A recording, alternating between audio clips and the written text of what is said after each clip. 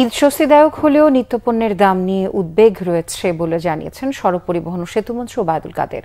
সাংবাদিকদের প্রশ্নের জবাবে তিনি বলেন, প্রধানমন্ত্রীর ভারত সফরে অনিষ্পন্ন স্বার্থ সংশ্লিষ্ট বিষয় নিয়ে আলোচনা হবে।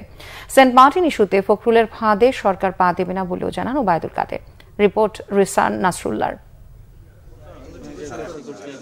সচিবালয়ে বুধবার ঈদ পরবর্তী শুভেচ্ছা বিনিময় করেন সড়ক পরিবহন ও সেতুমন্ত্রী ওবায়দুল কাদের। পরে সাংবাদিকদের মন্ত্রী জানান, এবার ঈদ যাত্রায় ভোগান্তি কম হয়েছে, তবে ফিরতি যাত্রায় দুর্ঘটনার শঙ্কা রয়েছে। সড়কের শৃঙ্খলা নিশ্চিতে সংশ্লিষ্টদের দায়িত্ব পালনে সতর্ক থাকার পরামর্শ দেন তিনি। এবার এখন পর্যন্ত ক্যাজুয়ালিটিস 100-র মতো, বিআরটি বলছে 95টি অ্যাক্সিডেন্ট এবং 92-92টি হলো ক্যাজুয়ালিটি। শেষ পর্যন্ত কি দাঁড়ায় এখনো বলা যাচ্ছে না। এ সময় প্রধানমন্ত্রীর আসন্ন ভারত সফর প্রসঙ্গে করা প্রশ্নের জবাবে মন্ত্রী বলেন, ভারতের সাথে অনেক সমস্যার সমাধান হয়েছে, আশা করা যায় অন্য সমস্যার সমাধান সম্ভব হবে।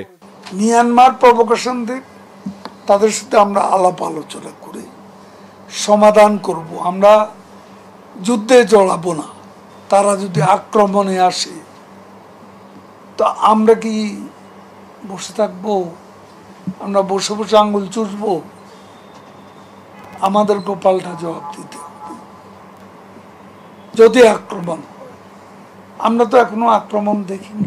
দেশের সার্বভৌমত্ব হুমকির মুখে বিএনপির এমন অভিযোগ সঠিক নয় দাবি করে ওবায়দুল কাদের বলেন, যুদ্ধ নয়, আলোচনায় সমস্যার সমাধান করবে সরকার। আমরা তিস্তা আর ফেনী নদীর কথা সহ ভিন্ন নদীর পানি বন্টন নিয়ে বলি, সেগুলো আলাপ আলোচনার পর্যায়ে রয়েছে। আলোচনা হলে কি অগ্রগতি হয় সেটা দিকেও আমরা অবশ্যই চেয়ে থাকবো। মন্ত্রণালয়ের বিভিন্ন উন্নয়ন প্রকল্পের ফিরিস্তি তুলে ধরে সড়ক পরিবহন ও সেতুমন্ত্রী বলেন, বিদেশি সাহায্যের প্রকল্পে অর্থ সংকট রয়েছে, তাই এসব প্রকল্পে কাজের অগ্রগতি বেশ কম। সেটা দিকেও আমরা। রিসান নাসরুল্লাহ, বাংলা ভিশন, ঢাকা।